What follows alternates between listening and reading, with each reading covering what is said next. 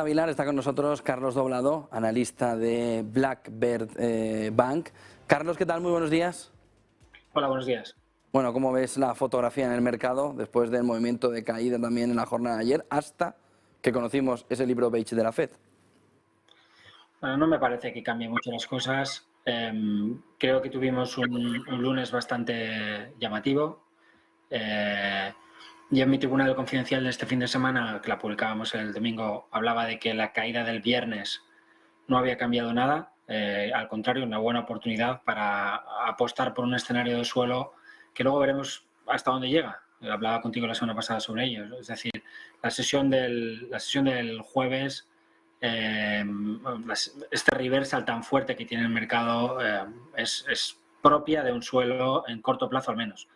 Y como te comentaba el otro día, lo que está pasando aquí no es cualquier cosa por dos motivos. Primera, tenemos soportes muy importantes, desde, por ejemplo, línea de tendencia en canal alcista principal en el caso del Nasdaq, un retroceso del 0,618 de todo el alza previa 2020-2022, un 0,382 desde 2009, es decir, el mercado está fuertemente corregido desde un punto de vista técnico, al menos en lo que es el último gran movimiento alcista.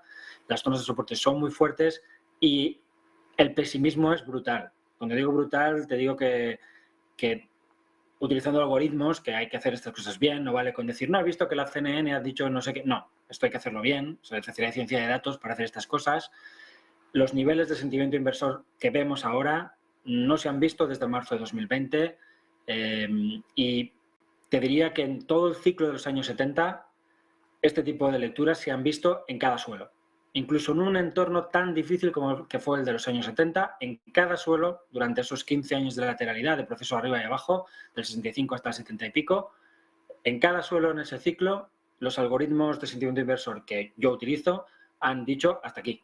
Y ahora en precio empezamos a ver cosas. De hecho, si somos capaces de superar los máximos de las últimas sesiones, empezaremos a ver formaciones técnicas bastante llamativas, por ejemplo en el Russell 2000, que lo haría sobre el mínimo anterior, no ha marcado mínimos previos.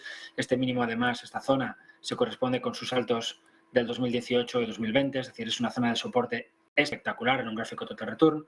Si somos capaces de salir desde aquí, estamos respetando soportes muy importantes. Si el Dow Industrial mantiene la ruptura de máximos que hemos visto estos días, pues tenemos un primer patrón en precio. Lo mismo en el caso del sector bancario europeo, como puedes ver, es decir, tenemos un pequeño sobresuelo. Hay que ver qué pasa en cierres semanales, hay que ver qué pasa con las velas semanales, pero empezamos a ver algunas cosas en precio que ya reflejan este, digamos, entorno de falta de capacidad de los bajistas para seguir golpeando desde un punto de vista técnico. ¿Cuándo tendríamos, yo creo, ya un entorno completamente favorable a intentar un movimiento estilo el que vimos en verano?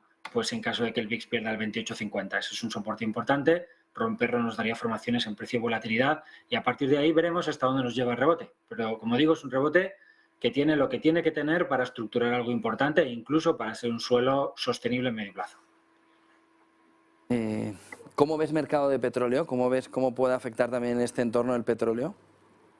Bueno, el petróleo tiene una correlación un poco extraña a veces con los mercados, ¿no? Depende si estamos cotizando inflación o estamos cotizando crecimiento, pues puede tener más o menos correlación. Yo pienso que sería malo para las bolsas que el petróleo baje más de lo que está bajando. Es decir, esto ya bueno, pues da una tranquilidad y lo mejor para el entorno de activos de riesgo sería que el petróleo se estabilice. O sea, es decir, subidas fuertes de petróleo complicarían una relajación de los tipos de interés que evidentemente necesitamos para que todo esto pues, pueda tener continuidad. Pero por otro lado, si el petróleo sigue corrigiendo y no se debe a un aumento significativo de la oferta, sino a un problema de demanda, es decir, que al final los precios caen porque el mercado está descontando que la recesión pues, va a ser profunda y duradera, eso podría estarnos mandando un mensaje negativo. Yo soy más de la opinión de que un precio del crudo al alza, un precio del crudo controlado, es un síntoma de risk on y no de risk off. Y por tanto veo con buenos ojos, si uno es alcista en bolsa, el que el petróleo pueda mantenerse en una apreciación los próximos meses, que se estabilice aquí y que gane altura en la medida de lo posible. Gracias, Carlos Doblado, analista de Blackbird Bank. Buen día y buen negocio, Carlos. Hasta otra. 10:02 de la mañana.